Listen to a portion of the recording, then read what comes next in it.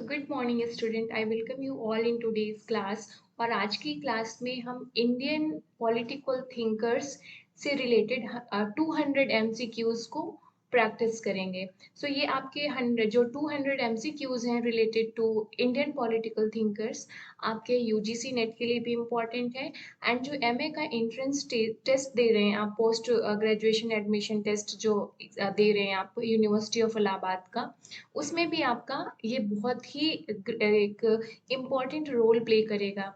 सो मेरी रिक्वेस्ट आपसे यही रहेगी कि एटलीस्ट ये जो 200 इम्पॉर्टेंट एमसीक्यूज हैं related to Indian political thinkers, आप इनको रट कर ज़रूर जाओ, ये मेरी रिक्वेस्ट रहेगी। और इनको अच्छे से मेमोराइज करने के लिए आप मल्टीपल टाइम्स इनका रिवीजन करो। और 2 से 3 बार जैसे ही आप इन वीडियोस को वॉच कर लोगे इससे रिलेटेड, तो आपको ये क्वेश्चंस दिमाग में बैठ जाएंगे। राइट। नोट्स देने से बेहतर है कि अभी आपके पास टाइम कम है तो आप अपने सिलेबस को क्वेश्चन फॉर्म में प्रैक्टिस करिए। राइट। सो ये मेरा यूट्यूब चैनल है गाइस। मेरी एक छोटी सी रिक्वेस्ट है, अगर आपको मेरे वीडियोस पसंद आ रहे हैं तो please please like share and subscribe it. Thanks a lot. And share it with your friends guys, it's a request. So देखते हैं आपका सिलेबस में पहले आपको दिखा दूं, जो यूनिवर्सिटी ऑफ इलाहाबाद का पोस्ट ग्रेजुएशन एडमिशन टेस्ट का सिलेबस है पॉलिटिकल साइंस का, जिसमें से political theory, Indian government and politics, western political thought. तो वेस्टर्न पॉलिटिकल थॉट में मैंने ऑलरेडी 100 एमसीक्यूज कवर किया है, आप उसे प्रैक्टिस कर लो। मैंने प्लेटो से लेके माओ तक 100 एमसीक्यूज जो इम्पोर्टेंट है वो बनाए हुए हैं सभी से, Plato, Aristotle, Machiavelli, Hobbes, Locke, Rousseau. तो उसको ज़रूर देख लेना आप। नेक्स्ट आज जो हम करेंगे वो इंडियन पॉलिटिकल थिंकर्स को कवर करेंगे। इंडियन पॉलिटिकल थिंकर्स में हम 200 क्वेश्चंस, जो मोटे मोटे इम्पॉर्टेंट क्वेश्चंस हैं, बेसिक क्वेश्चंस हैं, वो 200 निकल कर आए हैं। तो आज हम इंडियन पॉलिटिकल थिंकर से रिलेटेड 200 एमसीक्यूज को डिस्कस करेंगे, जिसमें मनु, कौटिल्य आपका आ जाएगा। इसके बाद इंडियन रेनेसांस टाइम का, जैसे राजा राम मोहन रॉय, दयानंद, इसके बाद विवेकानंद हो गए, Bal Gangadhar Tilak, M N Roy, Jayaprakash Narayan, Jawaharlal Nehru, Mahatma Gandhi, B R Ambedkar. इनसे रिलेटेड कुछ इंपॉर्टेंट क्वेश्चंस को डिस्कस करेंगे आज की वीडियो में। और इंटरनेशनल रिलेशंस पे भी मैंने 100 एमसीक्यूज बनाए हैं, उस पर भी वीडियो बनाई हुई है, प्लेलिस्ट में जाकर आप दे सकते हो। मैंने पोस्ट ग्रेजुएशन एडमिशन टेस्ट जो पी गैट है आपका, उसकी ऑलरेडी एक अलग सेपरेट प्लेलिस्ट बनाई है। तो जो इस बार एंट्रेंस टेस्ट में बैठ रहे हैं, आप वहाँ पर जाके इस क्वेश्चंस को प्रैक्टिस कर सकते हैं। राइट। तो ये तो हो गया आपकी सिलेबस की बात।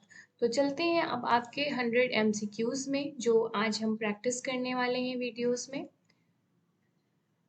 ये मैं फिर से बता दूं आपको, हम कर रहे हैं Indian political thought. Right. So MCQ के फॉर्म में रहेंगे। तो पहला क्वेश्चन है आपका कि Kautilya was also known as, तो कौटिल्य को और किस नाम से जाना जाता है? तो आपका आंसर हो जाएगा चाणक्य। तो ये बेसिक क्वेश्चंस हैं, इस तरीके के क्वेश्चंस पूछ लिए जाते हैं। सेकंड क्वेश्चन है कि कौटिल्याज अर्थशास्त्र कंसिस्ट ऑफ, मतलब या तो आपको इस तरीके से पूछ लेगा या पूछ लेगा कि जो कौटिल्या की अर्थशास्त्र है उसमें कितने चैप्टर्स हैं? तो कितने हैं? 15 चैप्टर्स हैं। राइट। इसके बाद है कि the main architect of ancient Indian polity कौन है? तो एंशियंट इंडियन पॉलिटी का मेन आर्किटेक्ट कौन है? आपका कौटिल्य। दिए हुए ऑप्शंस में हमें चूज करना है, तो सही आंसर क्या लगाएंगे आप? कौटिल्य। इसके बाद से what constitute the most reliable and original source of Indian political thought? तो दिए हुए आंसर में हो जाएगा आपका वैदिक लिटरेचर। नेक्स्ट है कि which of the following is not a source of Indian political thought? तो source of Indian political thought में पूछा है कि कौन सा नहीं है। तो आपको क्वेश्चन सही से पढ़ना है, जैसे कि नॉट पूछा है, कौन करेक्ट या इनकरेक्ट पूछा है, तो पूछा है कौन सा सोर्स नहीं है। तो आपको पता है कि स्मृतिज हैं, वेदास हैं, कॉइन्स एंड कॉपर इंस्क्रिप्शंस हैं। यहाँ से हमें various kingdom and monarchies, Raja and all के उनके किंगडम्स के बारे में जानकारी मिलती है। तो कौन सा ऑप्शन नहीं है जहाँ पर इंडियन पॉलिटिकल थॉट के सोर्स नहीं मिलते हैं, वो राइट ऑप्शन हो जाएगा आपका कुरान। नेक्स्ट चलते हैं कि in Arthashastra Kautilya divided the state. सो कौटिल्य ने स्टेट को कितने पार्ट पे डिवाइड किया है, 7 एलिमेंट्स। या इससे रिलेटेड इनकी थ्योरी है, इसे कहते हैं साप्तांग थ्योरी। अगर आपने कौटिल्य का बेसिक आइडिया होगा तो इसको साप्तांग थ्योरी कहते हैं, जिसमें इन्होंने स्टेट के 7 एलिमेंट्स बताए हैं। नेक्स्ट है कि in Arthashastra the king, king का मेन ड्यूटी, मेन धर्म क्या है according to Kautilya, protect the laws, right, protects the laws, ये है।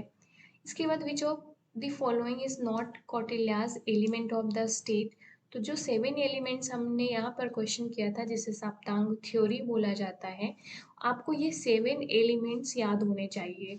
तो जैसे क्वेश्चन पूछा है कि इसमें से कौन नहीं है elements of the state according to Kautilya Saptanga theory, तो आपको पता है कि आमात्य है, जनपद है, इसके बाद कोश होता है, दंडा, राइट, डंडा, डंडा नहीं होता है, दंड होता है, पनिशमेंट होता है, राइट।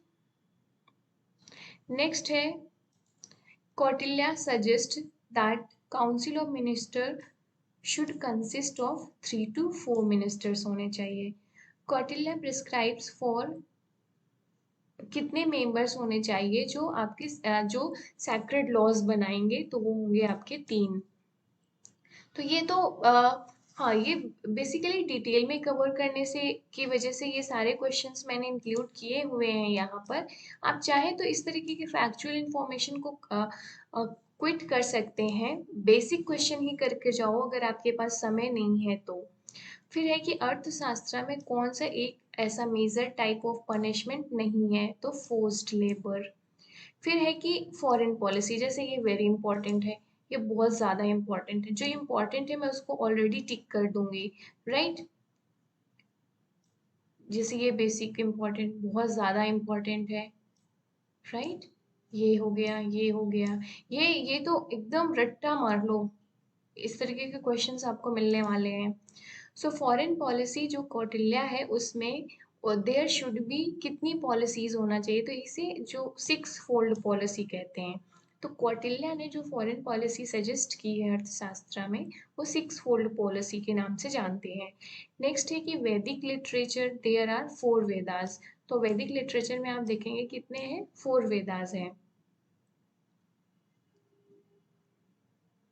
नेक्स्ट चलते हैं, Arthashastra secret war was carried out from Durga, right. In Arthashastra Kautilya mentioned about 9 types of spices, मतलब जासूस की बात करें तो कौटिल्य ने 9 तरीके के जासूस को मेंशन किया है अर्थशास्त्र में। फिर इसके बाद अर्थशास्त्र वॉज रिटन इन, तो किस लैंग्वेज में लिखी गई थी, तो वो संस्कृत लैंग्वेज में लिखी गई थी।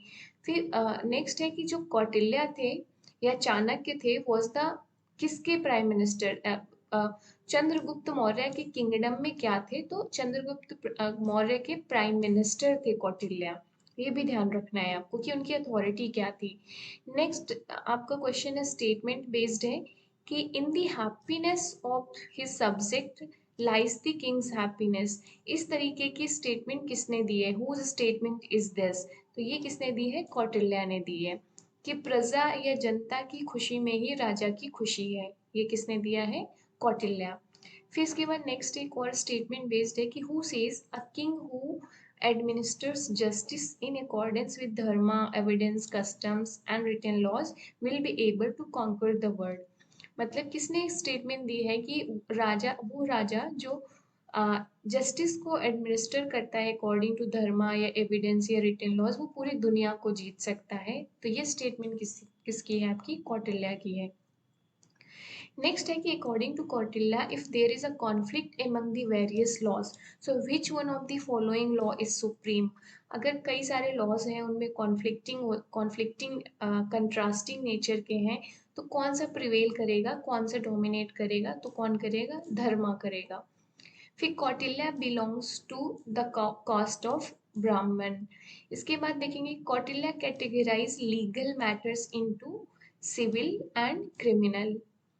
Who was the founder of Brahmo Samaj? तो ब्रह्म समाज के फाउंडर कौन है आपके? राजा राम मोहन रॉय। इसके बाद कि who is known as the father of modern India? तो फादर ऑफ मॉडर्न इंडिया किसे बोला जाता है? राजा राम मोहन रॉय को बोलते हैं। इसके बाद है कि समाज जिसको राजा राम मोहन रॉय ने फाउंड किया था वो अपोज करती है किसका? किन किन चीजों का अपोज करती है, किसके अगेंस्ट में, किसको क्रिटिसाइज करती है? तो सती प्रथा को भी क्रिटिसाइज करती है, कास्ट सिस्टम को भी क्रिटिसाइज करती है, चाइल्ड मैरिज को भी क्रिटिसाइज करती है। तो राइट आंसर हो जाएगा all of the above. Which of the following social reformer propagated the concept of universal religion? तो किसने, किस सोशल रिफॉर्मर ने यूनिवर्सल रिलीजन का कॉन्सेप्ट दिया? तो वो थे आपके राजा राम मोहन रॉय। नेक्स्ट है आपका कि who wrote the book a gift to monotheist? तो ये लिखी है आपकी राजा राम मोहन रॉय ने। नेक्स्ट है कि which of the following reform movements was the first to be started in 19th century? 19th century में पहला ऐसा सोशल रिफॉर्म मूवमेंट कौन सा था आपका? ब्रह्म समाज। नेक्स्ट है कि which of the following statement with regard to Raja Ram Mohan Roy is correct? तो पहला स्टेटमेंट है कि he advocated the promotion of English language, ठीक है। He strongly advocated the abolition of sati system, ठीक है। He advocated the widow remarriages. तो तीनों ही सही हैं, तीनों को ही राजा राम मोहन के बारे में ये तीनों स्टेटमेंट सही हैं। नेक्स्ट है कि which of the following statement with regard to Raja Ram Mohan Rai is correct? तो आप अपने क्वेश्चंस में ये जो करेक्ट, इनकरेक्ट, इन वर्ड को ध्यान देना। ऐसे जहां पर आ जाए सबसे पहले उनको सर्कल कर लो। नॉट आ जाए तो नॉट पे सर्कल कर लो, ताकि आपको पता रहे कि हाँ इसके बारे में आपको बताना है। सो नेक्स्ट, हाँ, he advocated the promotion of English language. Repeated question है guys, we have already done this here, I'm sorry for this. Next चलते हैं। Who is called pioneer of Indian Renaissance in 19th AD? तो वो कौन थे आपके? राजा राम मोहन रॉय। फिर which among the following is correct about the राजा राम मोहन रॉय? तो he is the defender of the basic and universal principle of all religions, ठीक है। He believed in monotheism of the Vedas and unitarianism of Christianity. He founded Brahma Sabha in 1828 and Atmiya Sabha in 1814. तो इसमें पूछा है, हाँ, next एक और statement है कि he wrote a book gift to monotheist. तो क्या हो जाएगा आपके? चारों ऑप्शंस सही हो जाएंगे, all are the correct. Next है कि who was the first to advocate western education in Indian education system? दिए हुए ऑप्शन में कौन पहले हैं जिन्होंने वेस्टर्न एजुकेशन में को सपोर्ट किया था कि इंडियन एजुकेशन सिस्टम में लाया जाए वेस्टर्न एजुकेशन को? तो वो कौन थे आपके? राजा राम मोहन रॉय। इसके बाद से नेक्स्ट है कि नॉट करेक्ट। अब देखिए यहाँ पे क्या पूछा है, नॉट करेक्ट। तो इस तरीके के जो आपके क्वेश्चन रहेंगे उनको आपको सर्कल कर लेना है तुरंत। पूछा है नॉट करेक्ट, पता चला हमने करेक्ट नॉट को ध्यान नहीं दिया, हमने पूछा, हमने ये ध्यान दिया कि अच्छा करेक्ट पूछा होगा और हमने करेक्ट मार के चले आएंगे, तो हमारा क्वेश्चन गलत हो जाएगा यहाँ पर। तो ये सिली मिस्टेक्स नहीं करनी है, राइट। सो आराम से क्वेश्चंस को पढ़ना है, क्या पूछा गया है इस चीज को समझने की कोशिश करना है। So Raja Ram Mohan Roy was born in well to do family in Bengal, ठीक है, ये था। He died in India. He was given, next देखते हैं, he was given the title of Raja by Mughal emperor, ये भी सही है। उन्होंने एक न्यूज़पेपर स्टार्ट किया था, संवाद कौमुदी, ये भी सही है।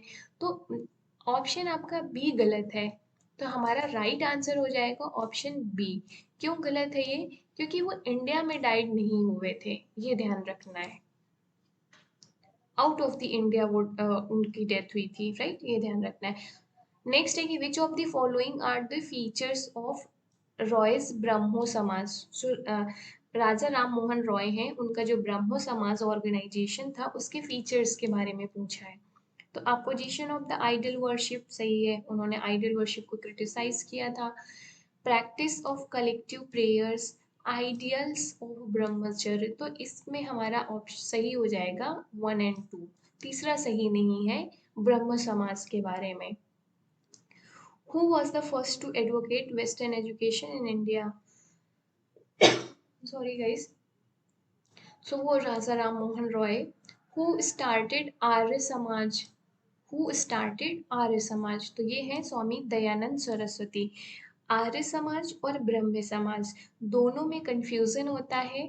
अब आपको देखना है कि आप कैसे कोडिंग कर लेते हो। एक है ब्रह्म समाज, एक है आपका आर्य समाज। दोनों में जब आप एग्जाम हॉल आपको लगेगा आपको क्लियर है, लेकिन जब आप एग्जाम में सॉल्व करेंगे ना आपको बहुत कंफ्यूजन आएगी। तो जो ब्रह्म समाज है वो किसका है, राजा राम मोहन रॉय का है। जबकि जो आर्य समाज है वो आपके दयानंद सरस्वती का है।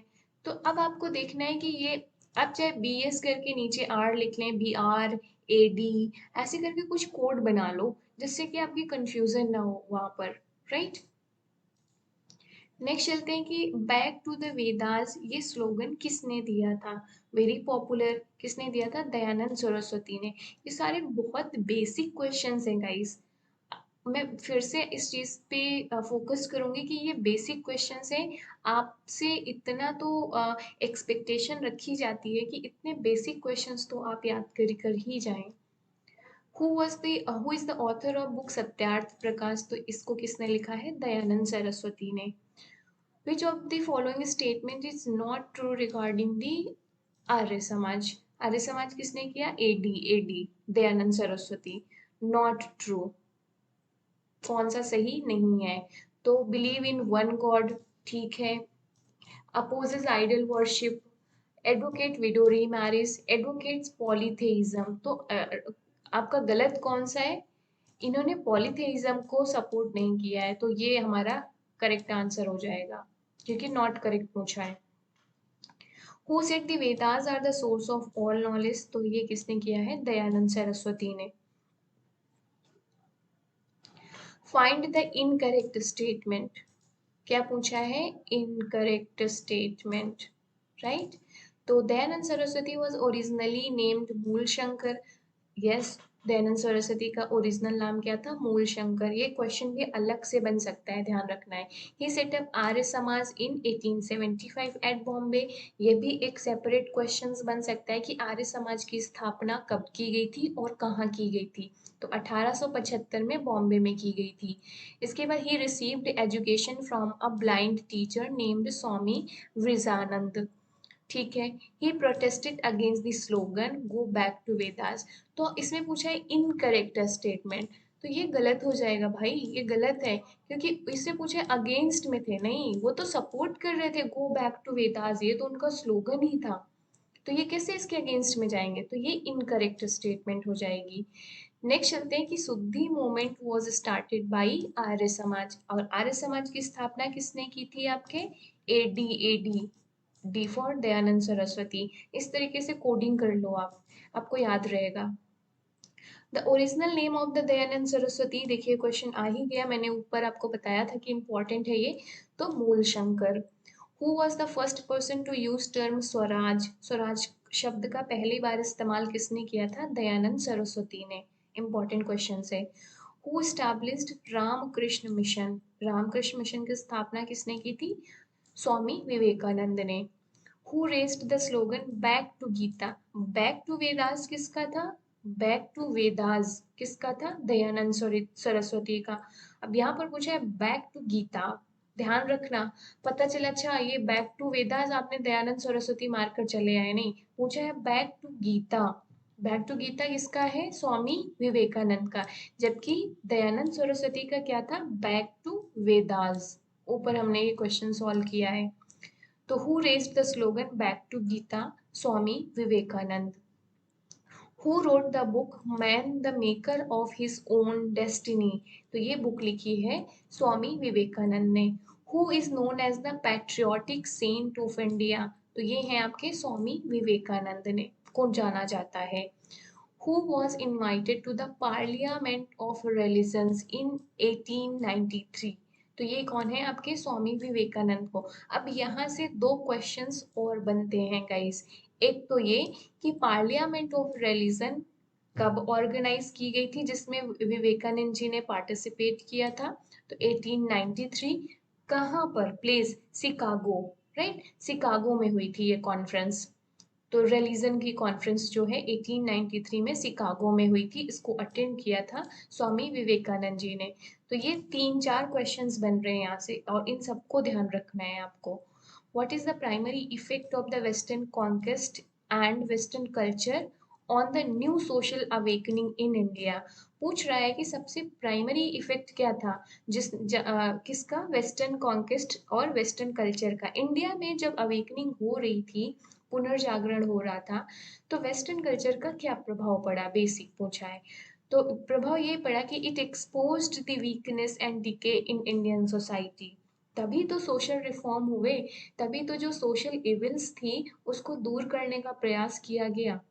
जो वेस्टर्न कल्चर्स था उसने एक्सपोज किया कि हमारे इंडियन सोसाइटी में किस तरीके की इविल्स प्रेजेंट हैं, जैसे कि आपके सती प्रथा थी, विडो रीमैरिज ना होना, चाइल्ड मैरिजेस होना, ये था। इसके बाद से जो माल प्रैक्टिसेस थी रिलीजन्स में, इसके बाद से वुमेन को एजुकेशन ना देना, ये सारे क्या थे, सोशल इविल्स प्रेजेंट थे।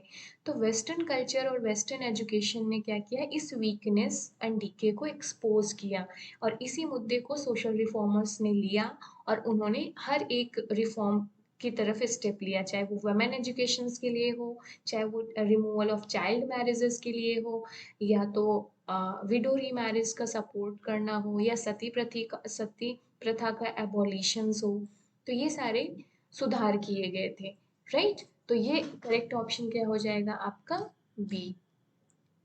नेक्स्ट चलते हैं कि स्वामी विवेकानंद का Vedanta is based on Vedas.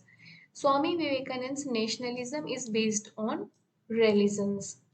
Which among the following had vigorously advocated for religious education in Indian universities? So Indian universities में religious education को strongly advocate किसने किया था, स्वामी विवेकानंद जी ने। नेक्स्ट है कि in collaboration with David Hare and Alexander Duff, who of the following established Hindu college at Calcutta? Hindu college at Calcutta, ये ध्यान रखना है। तो Swami Vivekananda. Narendra Nath was the real name of which of the following reformers? तो स्वामी विवेकानंद जी है, इनका ओरिजिनल नाम था नरेंद्र नाथ। मुझे कमेंट में बताओ कि दयानंद सरस्वती जी का मूल जो ओरिजिनल नाम क्या था, हमने ऊपर क्वेश्चन सॉल्व किया है। दयानंद सरस्वती का ओरिजिनल नाम क्या था? जैसे यहाँ पे स्वामी विवेकानंद का ओरिजिनल नाम क्या है, नरेंद्र नाथ। तो आपको ध्यान रखना है, ये कमेंट करके मुझे बताना। द ब्रह्म समाज is based on the principle of, तो ब्रह्म समाज आपका क्या है, किस प्रिंसिपल पे बेस्ड है, मोनोथेइज्म में। Who was the pioneer of reforms movement in India? Raja Ram Mohan Roy. See typing error से कुछ क्वेश्चंस रिपीटेड हैं, बट एनीवे आपका रिवीजन ही हो जाएगा, so don't worry about that कि क्वेश्चंस रिपीट हो रहे हैं। इससे क्या होगा कि आपका रिवीजन ही हो रहा है, हमने ऊपर अभी क्वेश्चंस प्रैक्टिस किए हैं, नीचे यही सोच लो कि हम रिवाइज कर रहे हैं। तो सोशल रिफॉर्म्स का पॉइनियर कौन रहा है इंडिया में? Raja Ram Mohan Roy. Ramakrishna movement is also known as Vedanta movement. Ramakrishna movement की स्थापना किसने करी थी? विवेकानंद जी ने, राइट। और विवेकानंद जी और जो रामकृष्ण मूवमेंट है, इसको दूसरा नाम क्या कहा जाता है? वेदांता मूवमेंट। तो चाहे ये पूछे कि वेदांता मूवमेंट को किसने किसने शुरू किया या रामकृष्ण मूवमेंट को किसने शुरू किया, तो स्वामी विवेकानंद ने। ठीक। Name the philosopher who believed that freedom is the key note of the spiritual life. इनमें से कौन ऐसा फिलोसोफर है जो इस चीज़ पे विश्वास करता है कि जो फ्रीडम है वो बहुत ही महत्वपूर्ण है स्पिरिचुअल लाइफ के लिए? तो स्पिरिचुअलिज्म, स्पिरिचुअल लाइफ, इन सब के बारे में ज़्यादातर बात किसने की है? विवेकानंद जी ने की है। सी कई बार आप ऑप्शन देख के भी इस चीज़ को अंदाज़ा लगा सकते हो। जैसे मैं यहाँ पे बताऊँ कि गोपाल कृष्ण गोखले, नेहरू, अंबेडकर, इन्होंने इतना रिलीजन पे बात नहीं करा है। तो रिलीजन में इसमें से कौन से फिलोसफर ने बात करी है? विवेकानंद जी ने बात करी है। हालांकि आपको ये सारे क्वेश्चन ऑलरेडी रटे होने चाहिए, बट स्टिल अगर आपको कंफ्यूजन होती है, नहीं समझ में आता है या नहीं पढ़ा है, नहीं याद आ रहा, तो आप ऑप्शन देखकर भी आइडिया लगा सकते हो। इसे कहते हैं एलिमिनेशन मेथड। हमने यहाँ पे नेहरू को एलिमिनेट किया, वो रिलीजन जैसी कोई बात नहीं करते। अंबेडकर को एलिमिनेट किया, इन्होंने कोई रिलीजन जैसी बात नहीं करते। ये तो क्लियर कट है। अब आपको कंफ्यूजन दो ऑप्शन में हो सकता है, गोपाल कृष्ण में एंड विवेकानंद में। तो आपको ये सोचना है कि इन दो में से रिलीजन में सबसे ज्यादा फोकस यह किया है, रिलीजियस कॉन्फ्रेंस में शिकागो में भाग लिया था विवेकानंद जी ने, तो यही हो सकते हैं। तो इस तरीके की एलिमिनेशन मेथड भी लगाने हैं उन क्वेश्चंस में जो आपको क्लियर नहीं आ रहे हैं, याद नहीं आ रहे हैं। तो who is the champion of secularism? तो जवाहरलाल नेहरू, ये आंसर हो जाएगा, champion of secularism. Raja Ram Mohan Roy was, इनके बारे में स्टेटमेंट दी है, आपको बताना है। वॉज अ सोशल रिफॉर्मर, ठीक है, तय है। इरेडिकेट सती प्रथा, पर्दा प्रथा एंड चाइल्ड मैरिजेस, हाँ किया इन्होंने। इन्होंने वुमेन एजुकेशन को सपोर्ट किया, हाँ किया था। इन्होंने ब्रह्म समाज को फाइंड आउट किया था। तो हमने क्या पढ़ा था?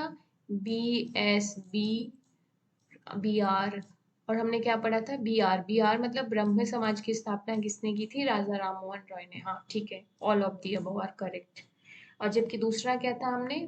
आर्य समाज, AD, वो दयानंद सरस्वती थे।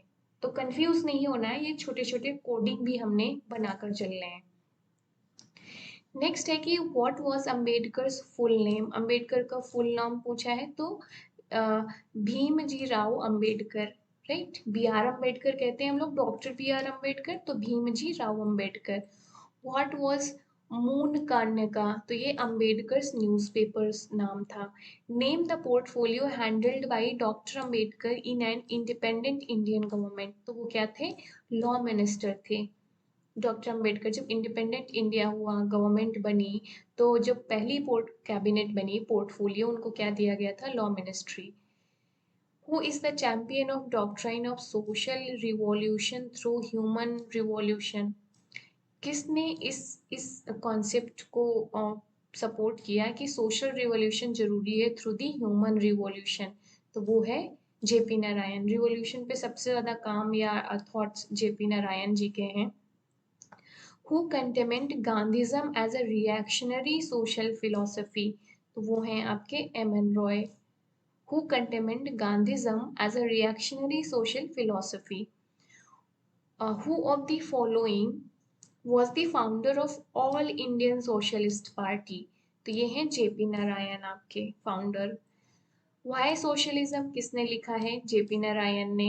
When did Dr. Ambedkar receive Bharat Ratna? तो इन्हें मिला था 1990 में, आफ्टर डेथ, posthumously, right?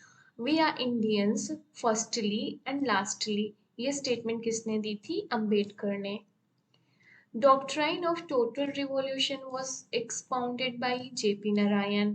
ये बहुत बेसिक क्वेश्चंस हैं, once again I would like to say this thing, और ये आप एक्सपेक्ट करिएगा कि आप एक UGC नेट में एंड आपका जो MA एंट्रेंस टेस्ट है वहाँ पर ये सब क्वेश्चंस पूछे जाते हैं। Who of the following propounded radical humanism? तो ये MN रॉय का है। What was the Dr. B. Ambedkar's position in the Constituent Assembly? तो वो क्या थे? Chairman of the Drafting Committee. Which of the following text was burned by Ambedkar and his followers? तो मनुस्मृति को। Next है कि the struggle of Indian masses for freedom will not reach its objective unless working class is vanguard of that struggle. तो ये statement है आपकी JP Narayan की। Statement को आपको एज इट इज रट लेना है। Which of the following is not the three techniques stressed by JP Narayan for the revolution? तो रिवॉल्यूशन के बारे में JP नारायण ने बहुत सारे थॉट्स दिए हैं, तो इसमें पूछा है कि 3 टेक्निक्स में से एक कौन नहीं है? तो हमने नॉट को सर्कल कर लिया। तो ऑर्गेनाइजेशन ठीक है, propaganda, non cooperation, but non violent ये नहीं था। व्हाट वाज बहिष्कृत हितकर्णी सभा? तो ये एक सोसाइटी थी founded for the welfare of the outcast by Ambedkar. Doctor Ambedkar ने फाइंड आउट किया था बहिष्कृत हितकर्णी सभा का। Next 79, which decision of Gandhi ji was opposed by doctor Ambedkar? तो calling the lower caste Harijans. तो गांधी जी जो लोअर कास्ट को हरिजन्स बोलते थे, इस थॉट को डॉक्टर अंबेडकर ने क्रिटिसाइज किया था, अपोज किया था। The greatest obstacles in the way of a speedy and decisive advance of socialism in India is Nehru. ये स्टेटमेंट किसने दी थी? जेपी नारायण ने. Which party did Ambedkar found during the pre-independent era? तो समता सैनिक दल, ये अंबेडकर ने फाइंड आउट करी थी प्री इंडिपेंडेंस एरा में. नेक्स्ट है political tyranny is nothing compare to the social tyranny.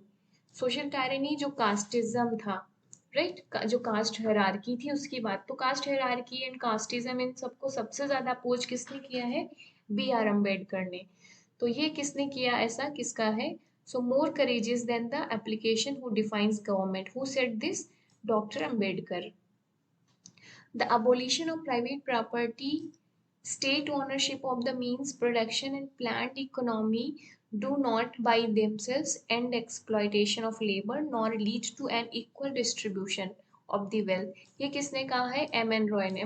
कि प्राइवेट प्रॉपर्टी को एबॉलिश कर देना ही अपने आप में खत्म नहीं करेगा एक्सप्लॉयटेशन ऑफ लेबर को, अपने आप में इक्वल सोसाइटी नहीं इस्टेब्लिश करेगी. ये स्टेटमेंट किसने दी थी? एम एन रॉय ने.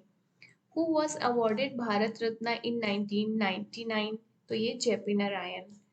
Who has proposed party-less democracy for the first time in India? तो एम एन रॉय ने. हालांकि पार्टीलेस डेमोक्रेसी को गांधी जी ने भी सपोर्ट किया है, बट इसमें पूछा है कि किसने प्रपोज किया था for the first time in India. तो ये थे M N Roy. Who among the following envisaged the conflict of the present age as between the all-devouring collective ego, whether of nation or of the class and individual struggling for freedom? ये statement किसकी है? M N Roy की है. Who among the following regarded Buddhism as a moral and tolerant alternative to Marxism? ये doctor Ambedkar ने. आपको पता है कि डॉक्टर अम्बेडकर ने हिंदुइज्म को छोड़ करके बुद्धिज्म को अडॉप्ट कर लिया था अपने लास्ट ईयर्स में. Who of the following criticized Marxian theory of surplus value? तो एम एन रॉय ने क्रिटिसाइज किया है. Who founded Mexican Socialist Workers Party? तो मैक्सिकन सोशलिस्ट वर्कर्स पार्टी की स्थापना एम एन रॉय ने करी थी. Who said human nature is an assemble of social relation? ये स्टेटमेंट किसने दी है? एम एन रॉय ने दी है. एम एन रॉय आपके सिलेबस में मेंशन है गाइस, आपको बहुत अच्छे से करके जाना है इसे. Who among the following termed article 356 as a safety valve? तो डॉक्टर बी आर अम्बेडकर ने. Who among the following formed League of Radical Congressmen? किसने किया था? एम एन रॉय ने. JP Narayan is mainly associated with socialism, right? The basic idea of new revolutionary social philosophy must be that individual is prior to society and individual freedom must have priority over social organizations. किसने कहा है कि जो new revolutionary social philosophy है उसमें individual को पहले रखना चाहिए than the society. Individual freedom is को प्रायोरिटी देना चाहिए as compare to social organisation. ये स्टेटमेंट किसने कही है? एम एन रॉय ने. So doctor Ambedkar converted to Buddhism. Towards struggle किसने लिखा है? जेपी नारायण ने. JP Narayan was born on 11th October of 1902. India in transition ये बुक किसने लिखी है? एम एन रॉय ने लिखी है. ये सी स्कॉलर्स की बुक्स बहुत ज़्यादा पूछी जाती हैं, उनके स्टेटमेंट पूछे जाते हैं, उनकी बुक्स पूछी जाती हैं और उनके कॉन्सेप्ट पूछे जाते हैं. तो बुक्स तो मैंडेटरी है सारे स्कॉलर्स की रटना. Lessons of the Lahore Congress is a pamphlet written by M. N. Roy. The Future of Indian Politics is written by M. N. Roy. JP Narayan. Total revolution consists of 7 revolution. तो total revolution का concept किसने दिया था? JP Narayan ने. तो total revolution consist करता है 7 revolution से. Who founded Congress socialist party? तो जेपी नारायण ने. इसमें तो डेट मेंशन है क्वेश्चन में. यहाँ से 2 क्वेश्चन बन सकते हैं. पूछ सकता है कि जो जेपी नारायण ने कांग्रेस सोशलिस्ट पार्टी की स्थापना कब करी थी? तो 1934 में. या ऐसे पूछ सकता है कि 1934 में कांग्रेस सोशलिस्ट पार्टी को किसने फाउंड किया था? तो जेपी नारायण ने। हु सेड कि Swaraj is my birth right, I shall have it, तो बाल गंगाधर तिलक ने। तिलक भी आपके सिलेबस में मेंशन है। बाल गंगाधर तिलक was born in the year of 1856. Tilak was born at the Ratnagiri in the state of Ratnagiri, कहाँ पर है, महाराष्ट्र में।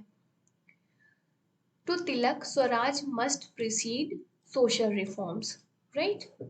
इसके बाद है कि the three fold program was advocated by Tilak and the nationalist for political action.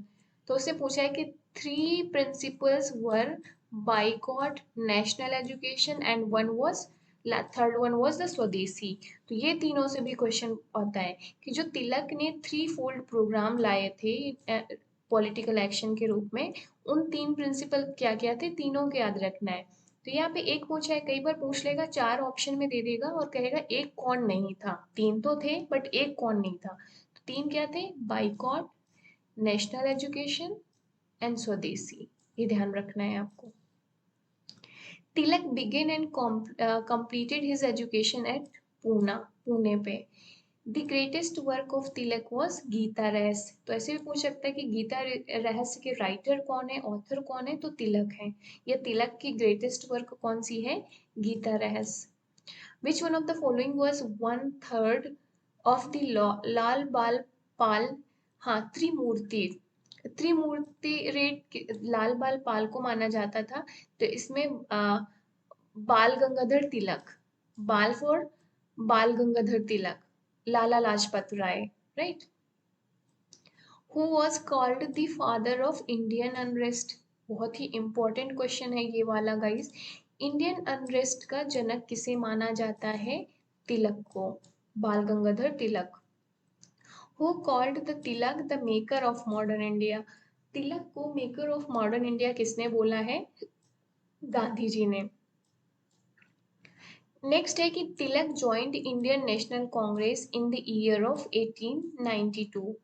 Who was, अब इंडियन नेशनल कांग्रेस कब फॉर्म की गई थी, let me know in to the comment box. Comment box में मुझे कमेंट करके बताइए कि इंडियन नेशनल कांग्रेस कब फाउंड की गई थी, डेट बताना है आपको। Who was the father of extremist movement in India. तो ये थे तिलक, बाल गंगाधर तिलक। तिलक started Indian Home Rule League in the year 1916 with the cooperation of Annie Besant. One of the founder of the Deccan Education Society in 1884, तो बाल गंगाधर तिलक थे। Who called Tilak as the father of Indian Revolution, तो नेहरू ने। किसने कहा है, नेहरू ने। I regard India as my motherland and my goddess. The people India are my kith and kin. ये किसने कहा है, बाल गंगाधर तिलक ने। इसके बाद से नेक्स्ट स्टेटमेंट है, as a political weapon was the first principle of the program of Tilak and nationalist leader। कौन सा था, बाइकॉट, बाइकॉट के बारे में। बाइकॉट एक as a political weapon was the first principle of the program of the Tilak. Who called Gokhale as a diamond of India, तो गोखले को diamond of India बाल गंगाधर तिलक ने बोला। The medium of instructions advocated by Tilak in Indian school and college was mother tongue। जो तिलक ने Indian school and colleges में medium of instructions को support किया था, वो मदर टंग में। सो बाल गंगाधर तिलक इस चीज़ को सपोर्ट करते थे कि जो एजुकेशन दी जा रही है स्कूल एंड कॉलेजेस में, वो मदर टंग में दी जाए, ना कि इंग्लिश लैंग्वेज में दी जाए, right. So medium of instruction क्या होना चाहिए अकॉर्डिंग टू बाल गंगाधर तिलक, मदर टंग होनी चाहिए, नेटिव लैंग्वेज होनी चाहिए हमारी। नेक्स्ट है कि स्वदेशी was Vande Mataram in actions, right. Next है कि Gandhi was greatly influenced by Russian writer named Leo Tolstoy. How long did Gandhi stay in South Africa? तो 20 years। और इसमें एक और चीज़ आप मुझे बताना कमेंट में, बहुत ही इजी है, कि गांधी साउथ अफ्रीका से लौटकर इंडिया कब आते हैं।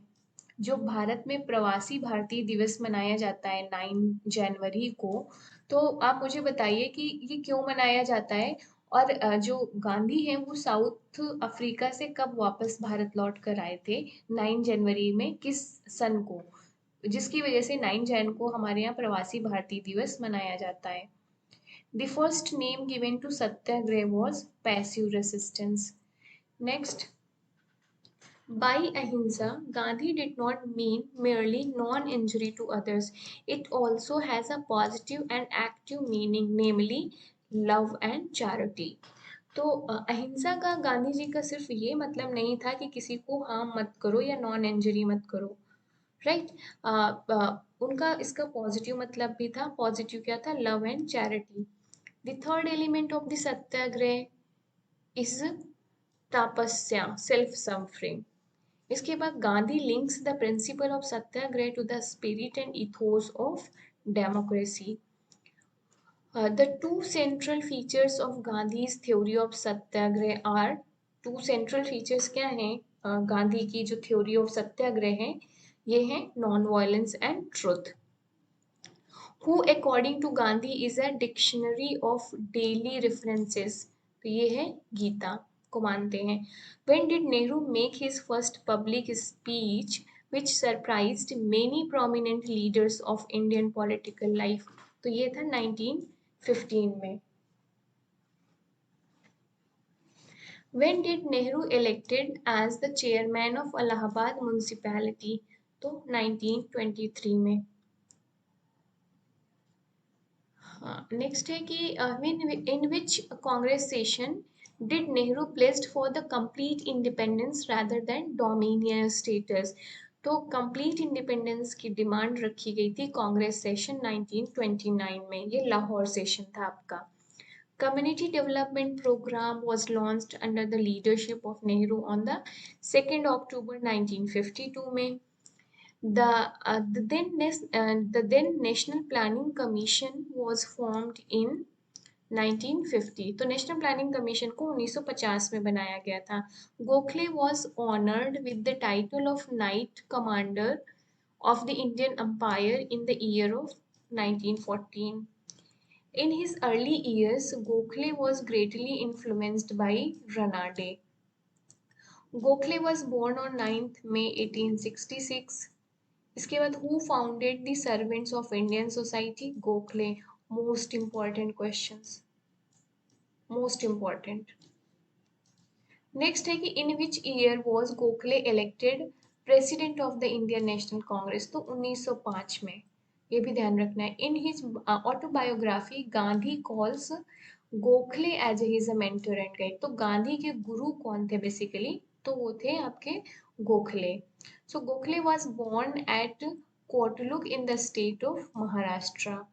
Who became a member of Deccan Education Society which was established in 1884 to spread private education, bring it within the reach of children of the lower classes। तो Deccan education society जिसकी स्थापना 1884 में की थी, और किसने किया था? बाल गंगाधर तिलक ने। इसके मेंबर कौन बने थे? आपके गोखले। Who supported the स्वदेशी movement during the Banaras session of Indian National Congress? तो ये थे गोपाल कृष्ण गोखले। फिर है कि गोखले ने अपोज किया था इनमें से किसको? तो British governments onerous land revenue policy. Which one of the following was uncritical admirer of Western political values? तो गोखले थे वो। Where was Mahatma Gandhi born? तो Porbandar. Which of the following according to Gandhi ji is principle of Satyagraha?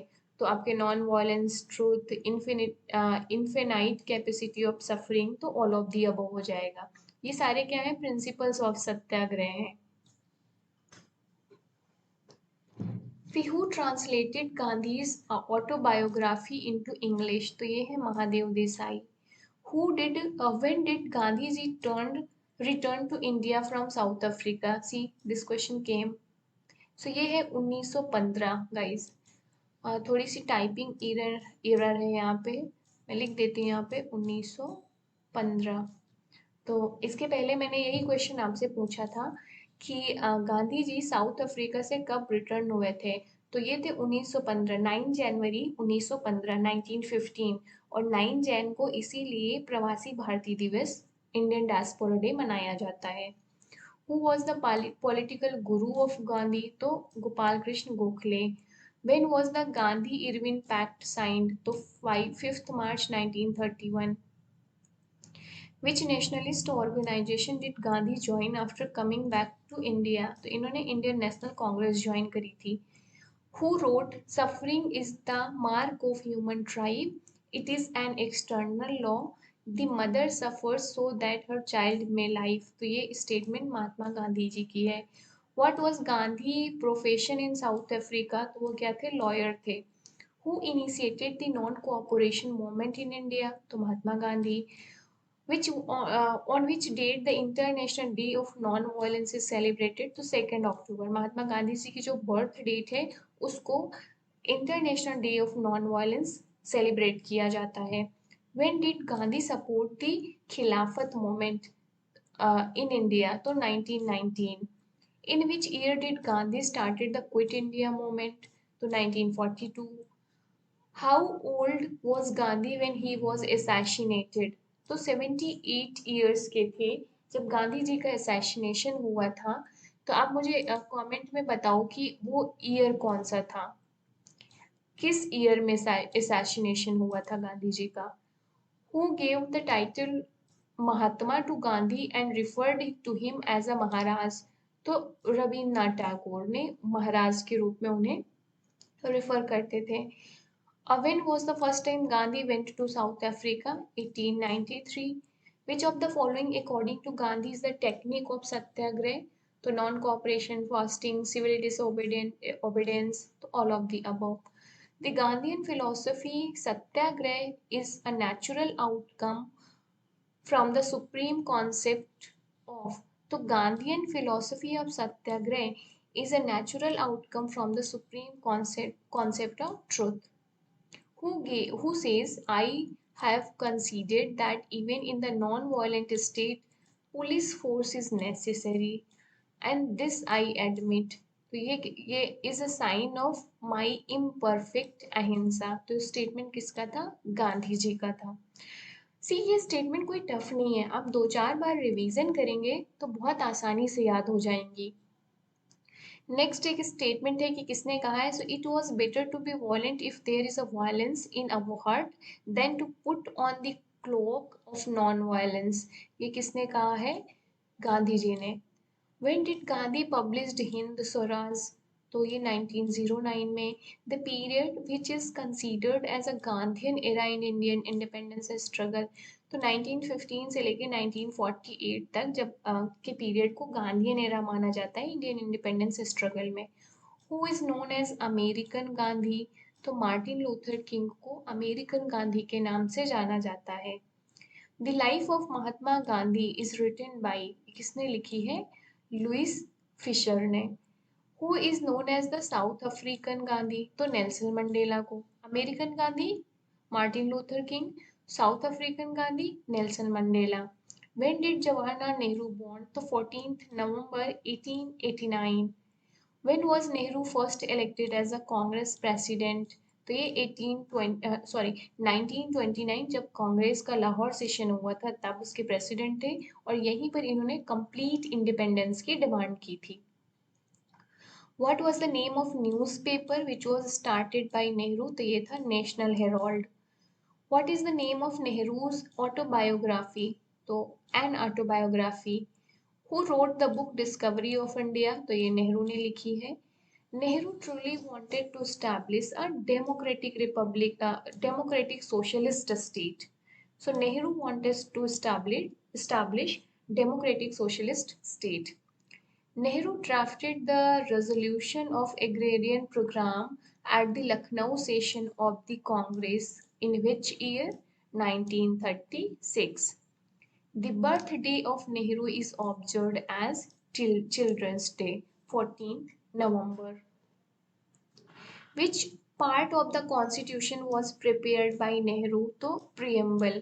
preamble इसको objective resolution के रूप में introduce किया था या प्रोड्यूस किया था नेहरू ने ऑब्जेक्टिव रेजोल्यूशन।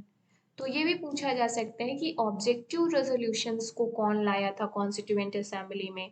तो कौन लाए थे आपके नेहरू। और यही ऑब्जेक्टिव रेजोल्यूशन आपका प्रियम्बल बनता है जाकर। राइट। दोनों तरीके से याद रखना है आपको।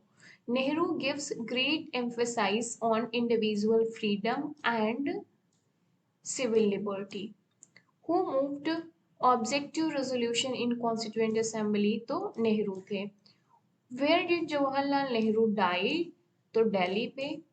The resolution of quit India movement was passed in which of the following city, तो बॉम्बे में।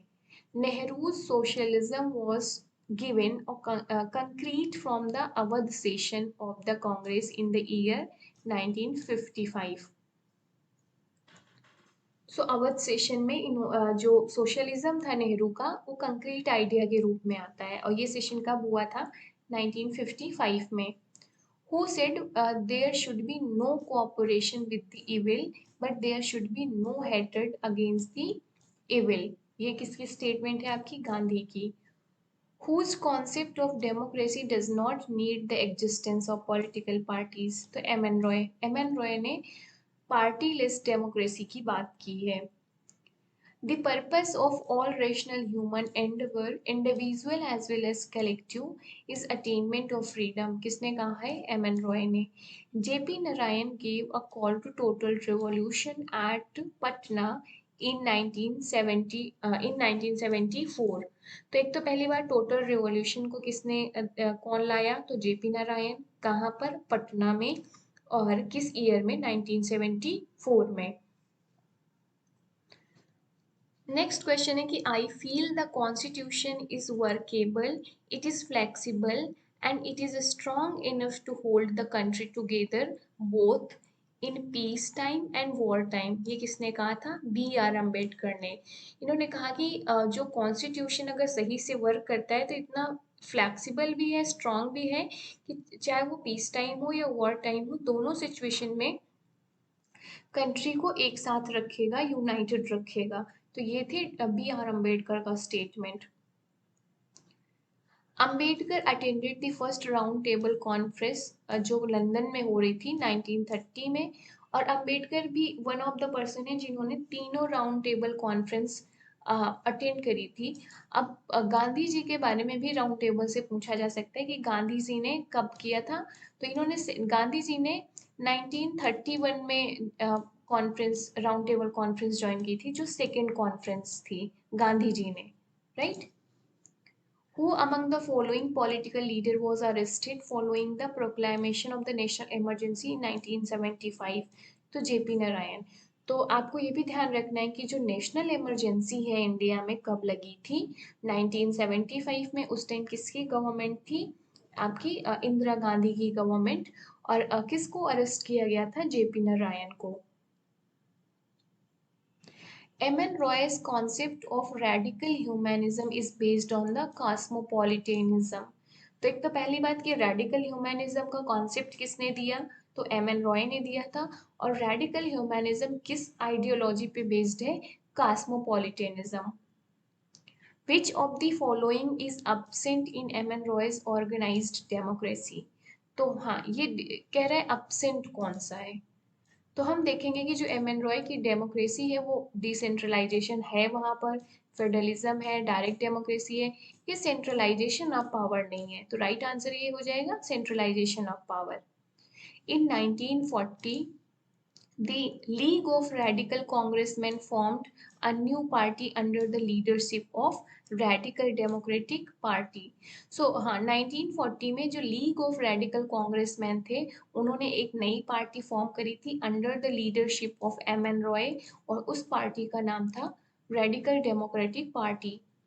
The new state structure of M.N. Roy organized democracy will stand on the firm base of People's Committee।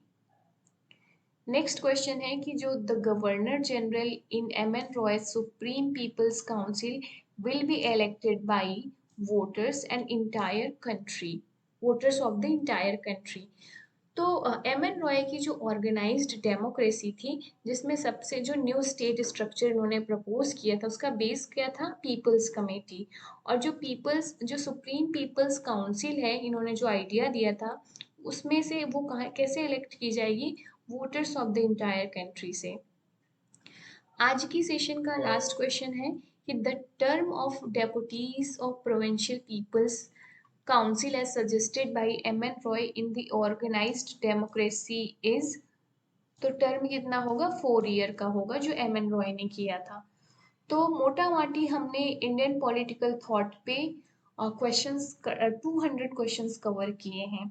तो इसके बाद से और भी कुछ important जैसे फिल इन द ब्लैंक के रूप में भी आ सकता है, बट वो सारी चीज़ें हैं जो हमने ऑलरेडी ऊपर कवर कर लिया है। यहाँ पर ये सिर्फ प्रैक्टिस के लिए है, तो आप चाहें तो इसको प्रैक्टिस कर सकते हैं, राइट?